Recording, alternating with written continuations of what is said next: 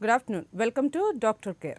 ఈరోజు డాక్టర్ కేర్లో దృష్టిలోపం యొక్క సమస్యలు, దృష్టిలోపం ఏ దశలో వస్తాయి, పిల్లల్లో దృష్టిలోపాలు వస్తాయి, ఎలాంటి జాగ్రత్తలు తీసుకోవాలి, ఇలాంటి విషయాల గురించి డిస్కస్ చేయడానికి ప్రముఖ ఆప్థమాలజిస్ట్ డాక్టర్ శృతి గారు మనతో పాటు ఉన్నారు. డాక్టర్ శృతి గారిని డైరెక్ట్గా కాంటాక్ట్ అవ్వాలి అంటే స్క్రీన్ మీద స్క్రోల్ అవుతున్న నెంబర్స్కి కాల్ చేయండి. Good afternoon madam. Good afternoon. అంటే దృష్టిలోపం అనేది చాలా మటుకు వినపడుతూ ఉంటుంది. ఈ మధ్యకాలంలో అయితే చిన్నపిల్లల కామన్ అయిపోయింది. అసలు దృష్టిలోపం ఎన్ని రకాలుగా ఉంటుంది చెప్పండి. ఓకే, యూజువల్లీ మనం చిన్నపిల్లల గురించి మాట్లాడుకున్నప్పుడు దృష్టిలోకం అంటే జస్ట్ మయోపియా అని ఉంటుందండి. అది ఫార్ సైటెడ్నెస్ అంటే అది ముందుగా గ్రహించే వాళ్ళు. అది స్కూల్ పిల్లలు అయితే teachers are the primary source. So usually first bench సరిగ్గా కనిపించట్లేదు అని లాస్ట్ బెంచ్ వాళ్ళు కంప్లైంట్ చేస్తే ఇట్లా ఫస్ట్ బెంచ్కి షిఫ్ట్ చేస్తారు. ఫస్ట్ బెంచ్లో కూడా కనిపించట్లేదంటే సో స్కూల్ ఏజ్ కిడ్స్ని ఫస్ట్ డయాగ్నోస్ చేయాలంటే ఫస్ట్ రెస్పాన్సిబిలిటీ టీచర్స్ ఉంటుందండి. They have to see board మీద రాసే అక్షరాలు కూడా పిల్లలు నోట్ డౌన్ చేసుకోవట్లేదు అంటే చాలామంది they are not interested in studies అనుకుంటారు, అలా నెగ్లెక్ట్ చేస్తారు మెనీ ఆఫ్ ద థింగ్స్. చాలా మటుకు ఎస్. సో ఆ టైంలో teachers should play a primary role and inform parents that పిల్లలకి కనపడట్లేదు, they have some problem with the vision అని. సో అలా ఇన్ఫార్మ్ చేసినప్పుడు పేరెంట్స్ కూడా ఈక్వల్లీ పిల్లలకి ఇంట్రెస్ట్ లేదు అని నా దగ్గరకు తీసుకొచ్చి కూడా చాలామంది కనిపించట్లేదు అని చెప్పకుండా అసలు ఇంట్రెస్ట్ లేదు స్టడీస్ అంటే, కావాలని బోర్డు మీద కనిపించట్లేదు అంటున్నారు పిల్లలు. అలా that is a primary complaint what they get to us when they get the kids. అలా ఉండదండి generally. So do not neglect when your child is complaining about something that they are not able to see. అంటే board మీద ఉంది క్లారిటీగా కనిపించట్లేదంటే teachers including parents అస్సలు light తీసుకోవద్దండి. Myopic vision అని నెక్స్ట్ మనం మామూలుగా ఈ మయోపిక్ ప్రాబ్లం ఉన్నప్పుడు కళ్ళు బ్లింక్ చేస్తూ ఉంటారా? ఇజ్ ఇట్ అంటే అది కూడా ఒక సిగ్నల్ అనుకోవచ్చు? రైట్. ఇప్పుడు మనమైనా యూజువల్లీ టీవీ పెడతాము, ఒకవేళ డిష్ కనెక్షన్ సరిగ్గా లేక అలా వస్తూ ఉంటే మన క్లారిటీ అనేది ఇలా పెంచుకోవడానికి కొంచెం కళ్ళు చిన్నగా చేస్తాము, లేదా we keep rubbing our eyes. So these are the signs that మన క్లారిటీ విజన్ అనేది లేదని. సిమిలర్లీ పిల్లలు కూడా అంతే. ఏదన్నా క్లారిటీ కనిపించట్లేదంటే యూజువల్లీ బ్లింకింగ్ రిఫ్లెక్స్ అనేది ఎక్కువ అవుతుంది పిల్లల్లో, just to get that clarity, లేదా కళ్ళు బాగా రబ్ చేస్తూ ఉంటారు. ఇవి రెండు మేజర్ సైన్స్ పిల్లల్లో మనం చూసేటివి. ఈ సైన్స్ కనిపిస్తే మాత్రము do not delay and please get them and eye checkup done. Okay. అంటే దృష్టిలోపం ఉన్నవారు ఎలాంటి పరీక్షలు చేయించుకోవాలి, ఎలాంటి ఎగ్జామినేషన్ ఉండాలి? డాక్టర్ని కన్సల్ట్ కాగానే కొన్ని ఎగ్జామ్స్ ఉంటాయి కదా, ఎలాంటివి చేస్తారు చెప్పండి. ఓకే, అది డిఫరెన్స్ ఉంటుందండి. ఫస్ట్ పిల్లల్లో పెద్దల్లో మనం సపరేట్గా తీసుకున్నప్పుడు పిల్లల్లో వచ్చేసి general checkup will be fine అండి. అది రిఫ్రాక్టివ్ చెకప్ అంటారు. మీరు ఒక ఆప్థమాలజిస్ట్ దగ్గరికి వెళ్ళంగానే 6 years 2 years లోపు పిల్లలు ఒకలాగా చెకప్ ఉంటుంది, 6 years లోపు ఒకలాగా ఉంటుంది, 12 years లోపు ఒకలాగా ఉంటుంది. పెద్దవాళ్ళు మనం డైరెక్ట్ సబ్జెక్టివ్ అని ఒక రిఫ్రాక్షన్ ముందు పెట్టేసి ఒక పారాషూట్ లాగా కనిపిస్తూ ఉంటుంది, దాన్ని చూశాక టెస్ట్ ఉంటుంది. కానీ పిల్లల్లో రెటినోస్కోపీ అంటారు. రెటినోస్కోపీ అంటే కళ్ళల్లో డ్రాప్స్ వేసి ఒక 1/2 hour కూర్చోబెట్టి రెటినోస్కోప్ అనే ఒక మెషినరీ తోటి చేస్తారు. దట్ ఎందుకంటే పిల్లలు మనం చెప్పేంత అడిక్వేట్గా దేనికి రెస్పాండ్ గారు. అది డాక్టర్ అంటే ఫియర్ కావచ్చు, లేదా హాస్పిటల్ అంటే జనరల్లీ పిల్లలకు ఒక కైండ్ ఆఫ్ టెన్షన్ ఉంటుంది. సో వాళ్ళు సరిగ్గా తప్పు చెప్తే మళ్ళీ మనం ఇచ్చే స్పెక్టికల్స్లో కూడా తేడా వస్తుంది. సో అలా రావద్దని చెప్పేసి రెటినోస్కోపీ అని ఇంట్రడ్యూస్ చేశారు. అదేంటంటే పిల్లలు ఏం చెప్పలేకపోయినా డైరెక్ట్గా మనం వాళ్ళకున్న పాయింట్ అనేది కరెక్ట్ చేసుకోవచ్చు. సో అది పిల్లల్లో. Coming to elders, AR refraction ఉంటుంది.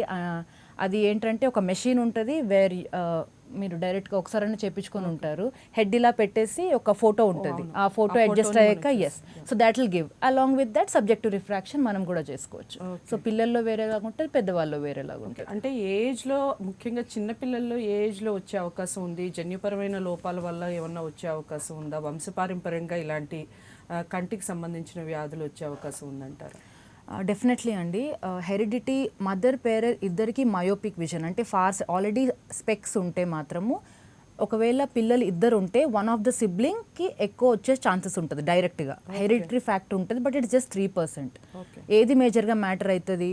ఎక్కువ స్క్రీన్ టైం చూడడం కానీ, పిల్లలు అవుట్డోర్ యాక్టివిటీస్ ఎక్కువ ఎంటర్టైన్ చేయగా కంప్లీట్గా మనం ఇండోర్లోనే ఉంచితే వాళ్ళ అకామిడేషన్ రిఫ్లెక్స్ అనేది మనం లాస్ట్ ఎపిసోడ్లో కూడా డిస్కస్ చేసుకున్నట్టు పిల్లల్ని బయట వదిలేయకుండా దూరపు చూపుకి ఎంత తక్కువ చేస్తామో మనం వాళ్ళ రిఫ్రాక్షన్ని అంత ఎఫెక్ట్ చేసినట్టు అవుతుంది. సో ఆల్వేస్ మేక్ ష్యూర్ పిల్లల్ని బయటికి తీసుకెళ్ళాలి, ఎక్కువ అవుట్డోర్ యాక్టివిటీస్ ఎంటర్టైన్ చేయాలి.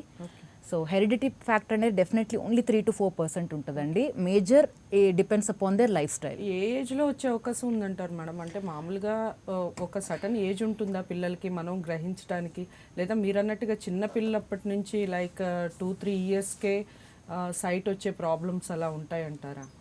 డెఫినెట్లీ అండి. 2 years లోపు వచ్చిందంటే అది బర్త్ డిఫెక్ట్.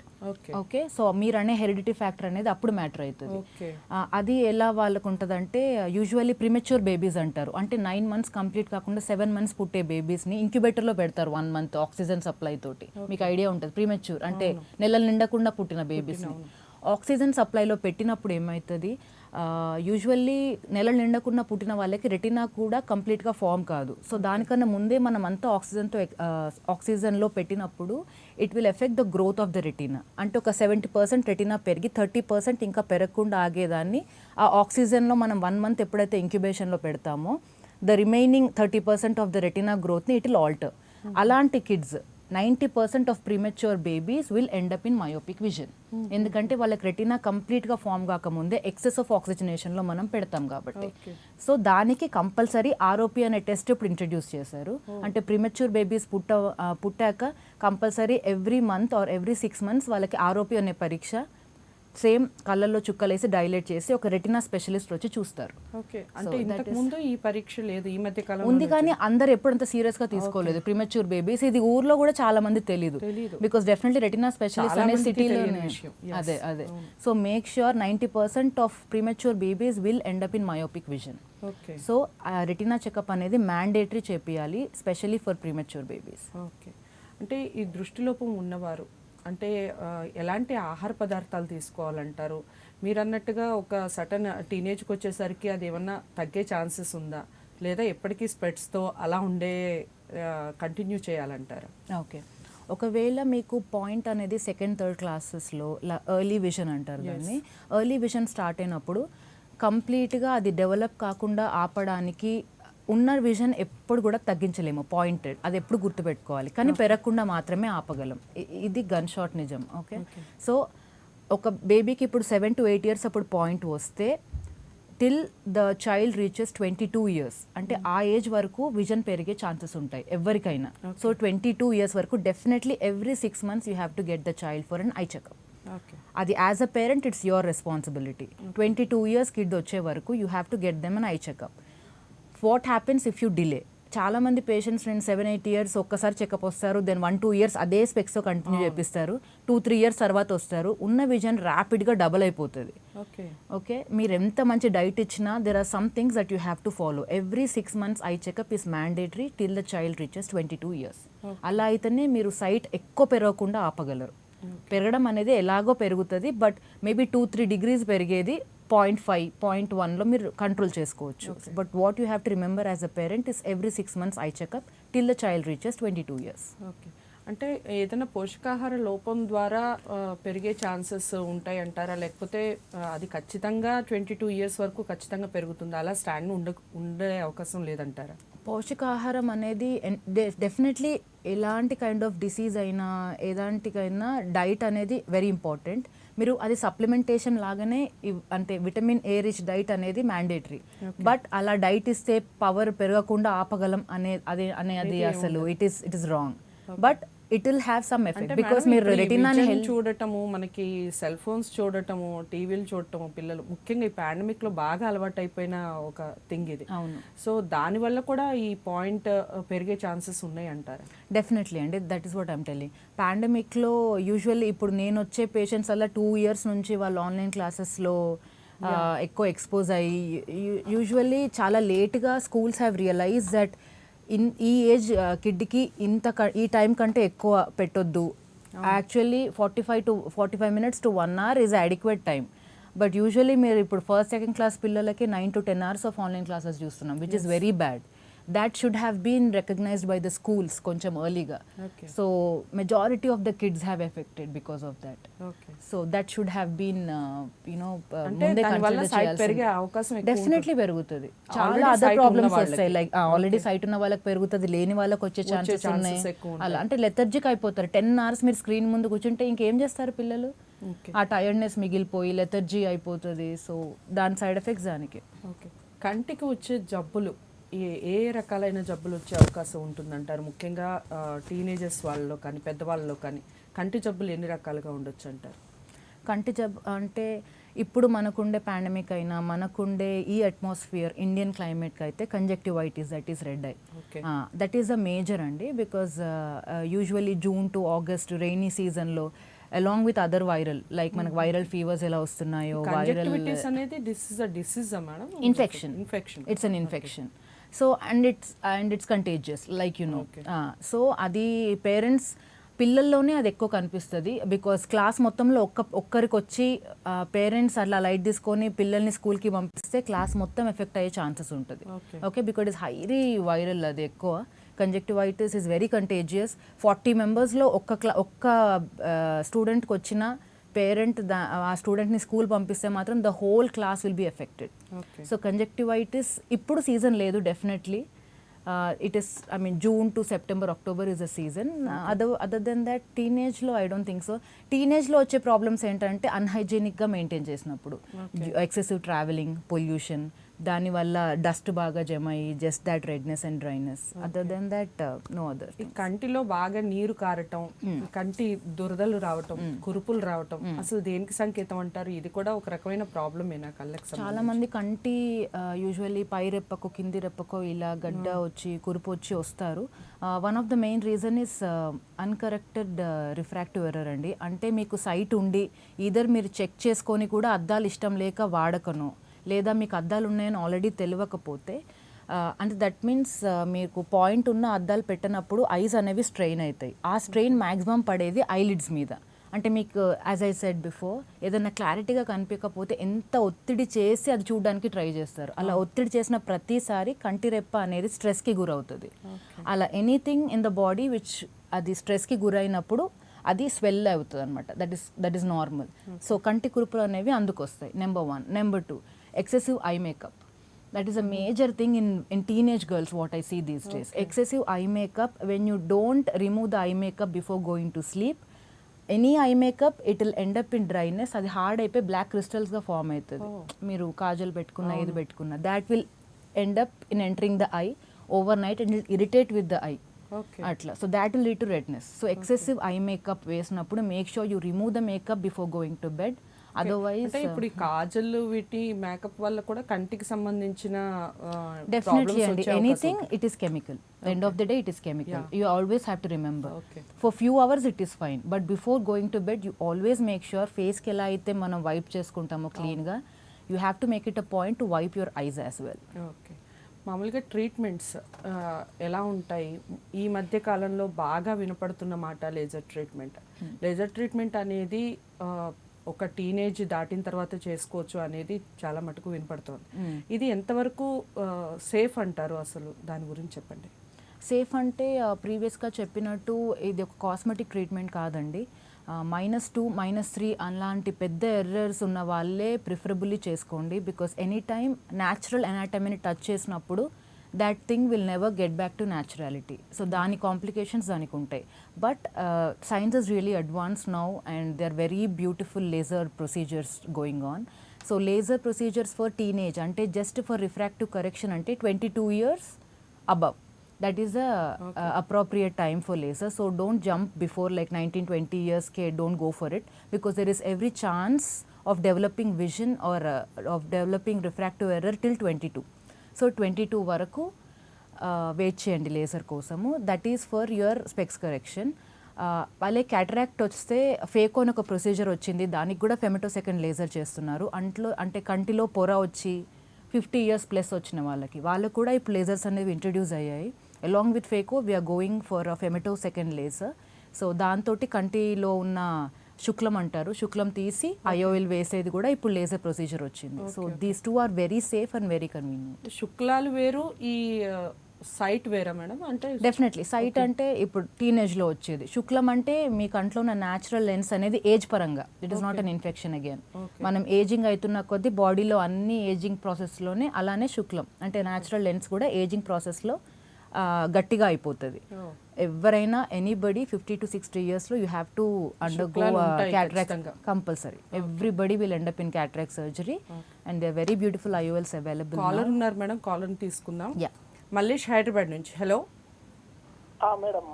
మల్లేష్ గారు, మీకు ఎలాంటి ప్రాబ్లం ఉంది డాక్టర్ శృతి గారితో చెప్పండి. మేడం గారు చెప్పండి. ఇది నాకు ఈ లెఫ్ట్ ఐ అండి, లెఫ్ట్ ఐ నుంచి లోపల కురుపు లాంటిది ఏం లేదండి. కన్ను ఎర్ర కావడము, కంటి నుంచి వాటర్ రావడం అవుతుందండి. ఒక 40 minutes 30 minutes విపరీతమైన నొప్పి వస్తుందండి మేడం. కురుపు ఏం లేదు, కానీ రెడ్నెస్ ఉందా అండి? రెడ్నెస్ ఉంది మేడం. రెడ్నెస్ ఉంది, ఓకే. ఏమైనా డిశ్చార్జ్ లాగా ఊసులాగా వెళ్తుందా, ఇన్ఫెక్షన్ వచ్చినట్టు? అదేం లేదండి, వాటర్ వస్తుంది ఒక 40 minutes వరకు డేలా. Okay okay. తర్వాత ఒక 40 minutes ఐ డ్రాప్స్. మీ ఏజ్ ఎంత అండి? నాది 36 మేడం. 36. ఒక్కసారి రిఫ్రాక్షన్ చెకప్కి వెళ్ళండి, బేసిక్ రిఫ్రాక్షన్ చెకప్. మీకు డయాబెటీస్, హైపర్టెన్షన్ అంటే షుగర్, బీపీ లాంటి ఏం లేకపోతే వరి కావాల్సిన అవసరం లేదు. ఒకవేళ ఒక కంట్లో సింగిల్ ఐ పాయింట్ అని ఉంటుంది, అంటే మీ ఒకటే కంట్లో ప్రాబ్లం కాబట్టి ఇంకో కంట్లో పాయింట్ లేకపోవచ్చు. మీరు కంప్లైంట్ చేసే కంట్లో మాత్రమే పాయింట్ ఉంటుండొచ్చు. ఓకే, సో ఒక్కసారి just go for an eye checkup. ఒకసారి స్పెక్స్ చెకప్ చేసుకోండి. ఏది లేదు అంత నార్మల్ అంటే జస్ట్ లూబ్రికెంట్స్ పెడతారండి, they are artificial eye drops. అవి ఒక 1 week కోర్స్ వాడితే సరిపోతుంది, you will be fine. Okay madam. ఇప్పుడు మామూలుగా మనం అనుకుంటున్నట్టు మీరు అన్నట్టు ఈ డయాబెటిక్ వాళ్ళకి తప్పకుండా ఐ ప్రాబ్లమ్స్ వస్తాయని ఒక అపోహ ఉంది. అది అపోహ అంటారా, నిజంగా డయాబెటిక్ వాళ్ళకి ఖచ్చితంగా ఐ ప్రాబ్లమ్స్ వస్తాయంటారు? ఖచ్చితంగా, డెఫినెట్లీ కంట్రోల్డ్ డయాబెటీస్ ఉన్నప్పుడు డయాబెటీస్లో వచ్చే ప్రాబ్లం వచ్చేసి లైక్ అది కిడ్నీస్ని ఎఫెక్ట్ చేస్తే మనం ఎట్లా అయితే డయాబెటిక్ నెఫ్రోపతి అంటామో, డెఫినెట్లీ కంటిని ఎఫెక్ట్ చేస్తే దాన్ని డయాబెటిక్ రెటినోపతి అంటాం. కంటి నరం రెటినాని ఎఫెక్ట్ చేస్తే డయాబెటిక్ రెటినోపతి అంటాము. అది 5 stagesలో ఉంటుందండి. అది ఎలా డిలే రావడం రాకపోవడం అనేది మీ కంట్రోల్ ఆఫ్ డయాబెటీస్ మీద ఉంటుంది. If your diabetes is under control, ఒక 5-6 yearsలో ఎండప్ అయ్యే డిసీజ్ని మీరు ఒక 20-30 years పోస్ట్పోన్ చేయొచ్చు. I have scene patients with control diabetes 80-90 years కూడా క్లీన్ రెటినా తోటి. It all depends upon how well you control your diabetes. Diet diabetic కంట్రోల్లో ఉంటే కనుక ఖచ్చితంగా it won't go. Any disease which is in control ఎలాంటి ఆర్గన్స్ని effect చేయదు. But again మీరు timely checkup, అంటే diabetic if you're already diabetic ఎలా అయితే 6 months 1 yearకి ఒకసారి హోల్ బాడీ చెకప్ చేసుకుంటారో, definitely make it a point to get a retina checkup done any time. So ఇనీషియల్గా retina affect అయ్యేది ఉంటే there n number of treatments to treat. ఒకవేళ delay అయితే, diabetic retinopathy affect అయితే మాత్రం it is very difficult to get the normal vision back. అన్ని organs treat చేసే అంత ఈజీగా రెటినాని ట్రీట్ చేయలేము. ఇంకా చాలా చాలా చాలా స్టడీస్ అవుతున్నాయి. So because it's the most sensitive part, timely checkup is mandatory. So that early disease diagnose చేసినప్పుడు ఎర్లీగా ట్రీట్మెంట్ చేస్తే మీకు రిజల్ట్ అనేది బెటర్గా వస్తుంది. ఓకే, లేజర్ గురించి మాట్లాడుతున్నాం ఇందాక. లేజర్ ట్రీట్మెంట్లో చాలా మటుకు అంటే సక్సెస్ఫుల్గా రన్ అవుతున్నాయి అంటారా? లేజర్ ట్రీట్మెంట్ తీసుకున్నాక ఇంకేమన్నా సైడ్ ఎఫెక్ట్స్ వచ్చే అవకాశాలు ఏమన్నా ఉన్నాయంటారు? సక్సెస్ఫుల్గా అంటే డెఫినెట్లీ అండి. It is not only for students. I have seen people applying for groups ఎగ్జామ్స్కైనా, పోలీస్ ఎగ్జామ్స్కైనా, అది ఒక if you want to get in to pilot courses అయినా 6/6 విజన్ ఇస్ మ్యాండేటరీ. అంటే అద్దాలు లేకుండా మీకు 6/6 విజన్ కనిపించాలి. ఆ రూల్ ఎప్పుడైతే పెట్టారో లేసిక్ అనేది ఒక భూమి లాగా వచ్చింది. So everybody are getting a LASIK. అంటే 0.5 0.1 ఉన్నా కూడా మిమ్మల్ని రిజెక్ట్ చేస్తారు usually national NDA like defence academy ఎగ్జామ్స్లో. బికాస్ మీరు అద్దాలు పెట్టుకునే ఛాన్స్ లేదు. ఆర్మీలో ఉన్నా కానీ ఏదైనా కూడా 6/6 విజన్ అనేది కంపల్సరీ. మీరు నేవీలో ఉండాలన్నా, పైలట్ కోర్సెస్లో ఉండాలన్నా, all the national defence exams మీరు ఎలా అయినా అప్రోచ్ అవ్వాలంటే పర్సనాలిటీ చెకప్ అనేది ఉంటుంది. Your whole body medical checkup will be done. ఆ మెడికల్ చెకప్లో if you have minor point ఉన్నా you will be rejected. So that is the main reason. Not only students like medical engineering కాకుండా many people, youngsters కానీ middle aged కానీ, they are going for LASIK. It is fine, but all I say is do not neglect the post treatment. అందరూ 90% చేసే mistake అదే. Surgery అయ్యాక మీకు 3 weeks ఇంటెన్స్గా steroid and antibiotic treatment మీద పెడతారు. So please do not neglect. ఆ treatment మీరు కరెక్ట్గా ఫాలో అయితే కాంప్లికేషన్స్ రేట్ చాలా తక్కువగా ఉంటాయి. అండ్ స్క్రీన్ చాలా మటుకు లేజర్ ట్రీట్మెంట్ కాగానే విత్ ఇన్ 5-6 డేస్ తర్వాత నార్మల్ లైఫ్లోకి వెళ్ళిపోవచ్చు, నార్మల్గా మనం ఏ వర్క్ అయితే చేస్తున్నాం అలా చేయొచ్చు అనేది ఇప్పటి వరకు వింటున్నమాట. మీరు అన్నట్టుగా రెస్ట్నెస్ అంటే మనకి ఏమైనా రెస్ట్ తీసుకోవడం, బయటకు వెళ్లకుండా డస్ట్లోకి వెళ్లకుండా అలా రెస్ట్ తీసుకునే అవకాశం ఎక్కువ ఉందంటారా, లేకపోతే నార్మల్ లైఫ్లోకి వెళ్ళిపోవచ్చు అంటారా? Definitely and depends. మీరు లేసిక్లో వెళ్ళినా కూడా they are types of LASIK. The basic is PRK అంటారు, ఫెమిటోసెకండ్ అంటారు, స్మైల్ అంటారు. దీస్ ఆర్ అంటే మీరు ఎంత హై అండ్ ప్రొసీజర్కి వెళ్తే రికవరీ రేట్ అనేది అంత ఫాస్ట్గా ఉంటుంది.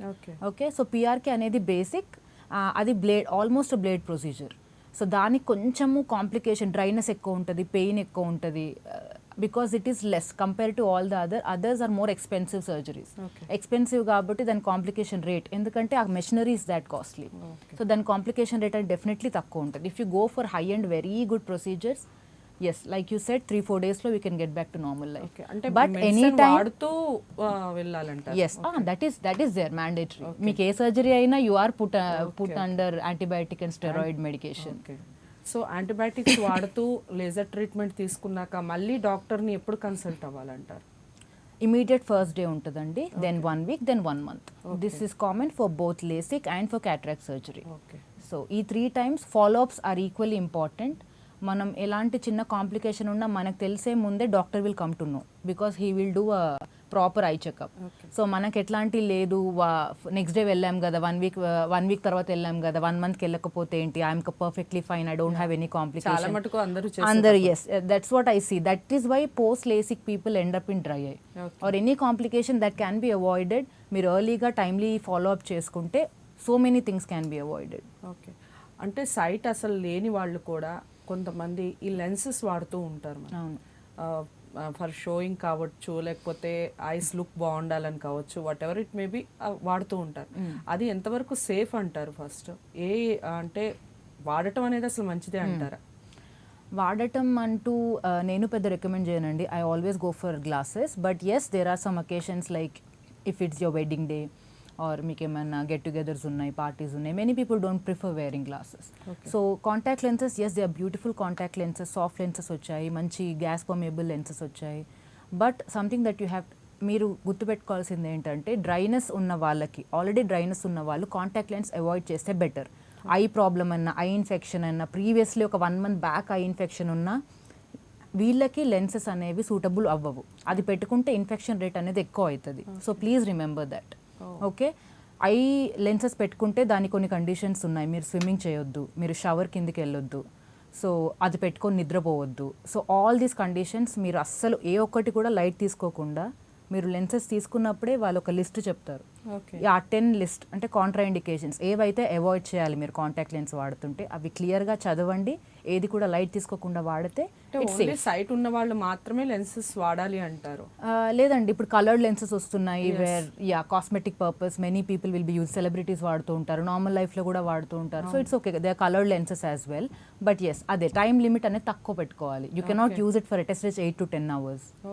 అలా అంత long is not safe for eyes. Okay, ముఖ్యంగా ఏ విటమిన్ లోపం వల్ల కంటి వ్యాధులు వస్తాయి అనేది అంటే మనం ఎలాంటి ఆహారాన్ని తీసుకోవాలి, ముఖ్యంగా పిల్లలకి ఎలాంటి ఆహారాన్ని పెట్టాలి చెప్పండి?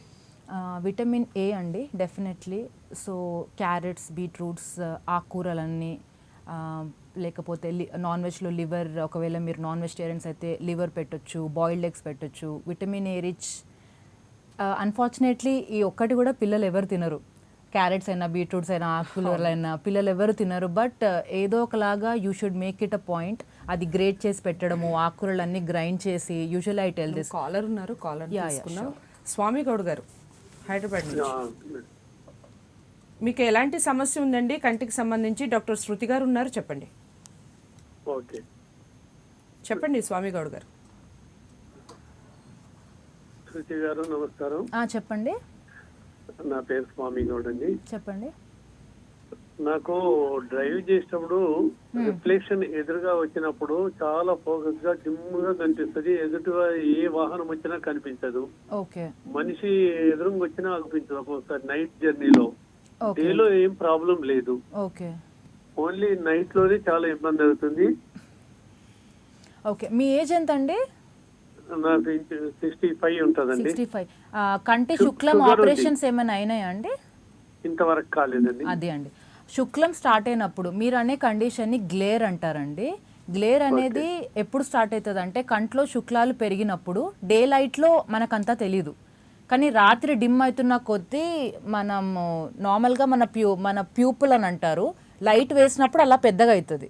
ఓకే, లైట్ తగ్గినప్పుడు ప్యూపుల్ అనేది చిన్నగా అవుతుంది. చిన్నగా అయినప్పుడు మీకు శుక్లం అనేది డెవలప్ అయింది కాబట్టి మీ చూపు అనేది ఆటోమేటికలీ తక్కువ ఉంటుంది. అండ్ ఆ గ్లేర్ అనే కండిషన్ మీరు చెప్పేది ఏదైతే ఉందో అది చాలామంది అలానే వస్తూ ఉంటారు, గ్లేర్ ఎక్కువ అవుతుంది, డ్రైవింగ్ చేస్తుంటే ఫోకస్ ఎక్కువ వస్తుంది అని. ద రీజన్ ఈస్ బికాస్ కంట్లో శుక్లాలు డెవలప్ అయ్యాయి మీకు. సో చెకప్కి వెళ్ళి ఫస్ట్ సర్జరీ చేయించుకోండి. సర్జరీ చేసి ఆ పెరిగిన ముదిరిన శుక్లాలు బయటికి తీసి ఒక అద్దం లోపడేస్తే మీకు గ్లేర్ అనే సమస్య తగ్గుతుందండి.